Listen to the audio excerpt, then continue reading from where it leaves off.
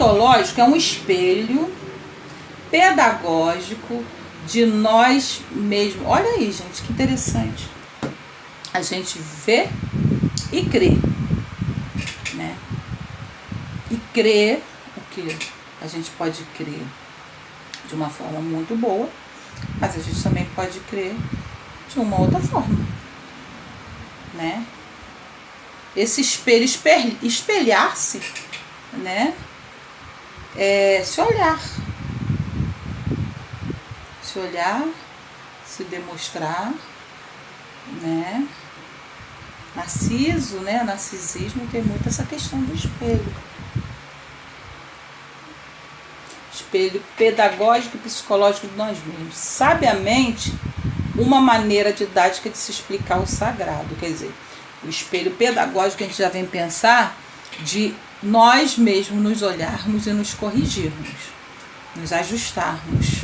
O primeiro orixá criado que se manifestou fora do corpo de Deus, né? Olodumare, Obatalá, já existia internamente antes de Exu, internamente, né? Lá, para ser ordenador do sistema cósmico na diáspora brasileira e sincretizado com o diabo, olha aí, com o diabo católico, perdeu seu direito de ser orixá e passa a ser entidade, sob a ordem de outras menos evoluídos, então, e com menos discernimento e senso de valor do que seja certo e errado perante as leis cósmicas.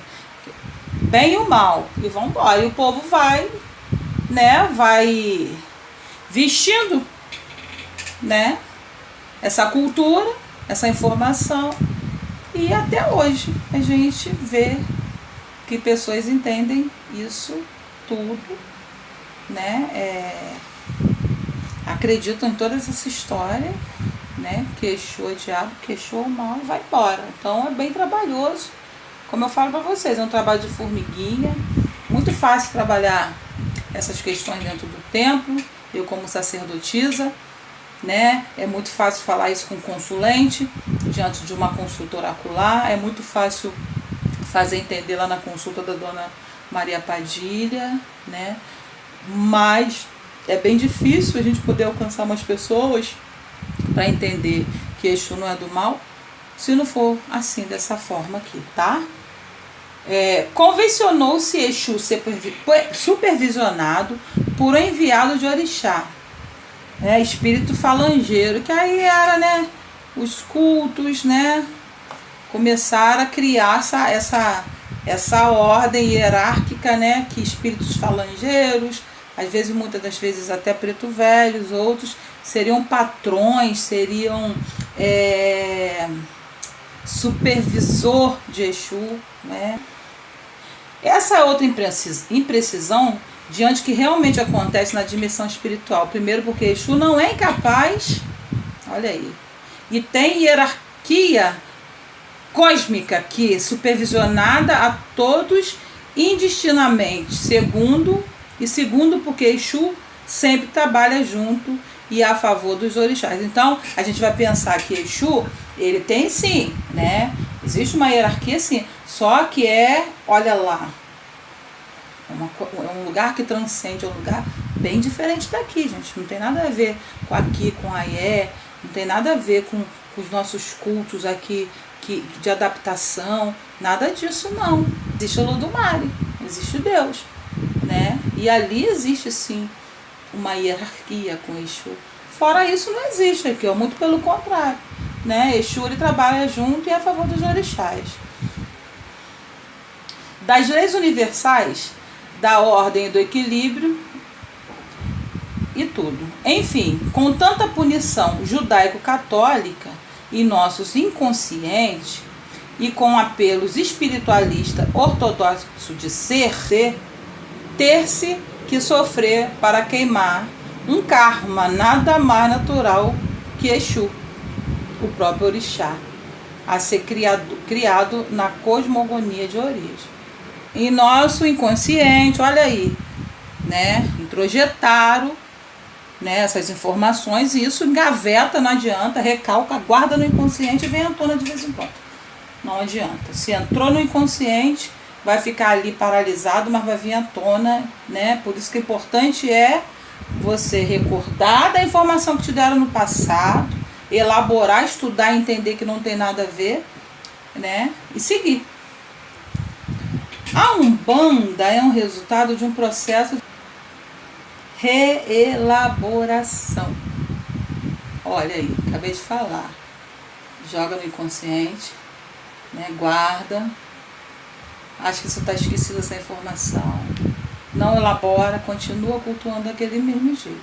A Umbanda não, ela entrou no processo de reelaboração, quer dizer, introjetaram, né, dentro dessas pessoas que já havia uma fé, né, dentro do culto dos orixás, reelaboraram, olha, reelaboram num determinado momento histórico e recorte social da época. Olha aí, isso foi numa época que estava tendo, né, um movimento social, um movimento histórico, né, do espiritismo. E aí, ali, a Umbanda vem e relabora o espiritismo com o catolicismo, o xamanismo e outros cultos africanos, dando a oportunidade de inclusão a encarnados e desencarnados. Por isso que eu falei aqui, ó, pessoal do kardecismo, né, as outras pessoas, independentes de qual é a linha, pode ser do kardecismo, pode ser do candomblé, pode ser faísta, pode ser o que for, né? É bom a gente fazer esse estudo junto. Desencarnados para exercitarem suas crenças no campo do mediunismo. Olha aí, gente, como é que as coisas vão crescendo, como é que as coisas vão se organizando, reelaborando, se adaptando, né? No momento ali que tinha um movimento, que foi precisado criar uma reelaboração e atravessar e seguir. A Umbanda é dinâmica no tempo, não poderia ser diferente. Logo não estática, relaborando constantemente ritos, mitos e simbologias diversas, africanas, indígenas, cabalas, teosofia, orientalismo, catolicismo e espiritismo. Tá aí. Dá para entender o que é Umbanda. Dá para entender. Olha as fontes, as águas que os primeiros criadores da Umbanda beberam e criaram essa readaptação. Babalaôs, pais dos segredos, como sacerdote de Orúmila. Orúmila, aspecto de Olodumare, Deus. Simbolicamente, é o olho que assistiu e testemunhou a criação do mundo. A criação. Desde a formação das galáxias, estrelas, sistemas solares e planetas. Olha, cosmogonia. Tá? E estrelas e planetas. Orúmila recebe o texto sagrado de Olodumare. Orúmila, que é o testemunha dessa criação, ele recebe de Deus Olodumare, né, o texto sagrado.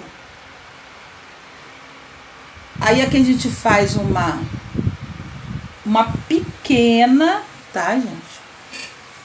Pequena comparação com a Bíblia para os cristãos, uma pequena comparação com o Alcorão para os povos islâmicos e muçulmanos. Por que pequena? Por que pequena? Eu acho que tem muito mais. Orúmila traz muito mais. Não querendo colocar, né, diminuir ninguém, diminuir nenhum culto, nada disso, né? Mas traz muito mais do que está na Bíblia, traz muito mais do que está no Alcorão. Olha aqui, ó. No entanto, o Ifá é muito mais do que isso, olha aí. Muito mais do que isso. Não somente filosófico e alegórico, o Ifá, que eu digo, gente, é a sabedoria, a testemunha do orixá Urumila, do deus Urumila, do orixá Urumila, que é testemunho de Olodumare, o Criador, tá? Traz muito mais. O Ifá carrega consigo todo o saber divino. É composto de signo, nas formas diversos, chamados Odus. E ver, olha aí que coisa boa, quem é Exu? Eu vou deixar vocês aí, mais uma vez. Se alguém tiver alguma dúvida, tá? Comenta aqui, elogio, crítica, o que seja. Comenta aqui no vídeo, participem, tá? Colaborem para que nós possamos dar continuidade, tá? A esse trabalho, essa proposta que é o canal Analisando o Sagrado. De desmistificar e trazer, tá? A verdade, não uma verdade absoluta, mas trazer uma verdade filosófica, uma verdade histórica, uma verdade mitológica, né? Que essa é a proposta das religiões brasileiras. E sair desse lugar de sofrimento, né? De exclusão, de intolerância, tá bom? E marca o sininho quando fizer a inscrição, porque o sininho marcado, ele vai estar sempre te entregando em primeira mão todo o material que for aqui publicado, tá bom? Meu axé para vocês e que Exu seja por nós.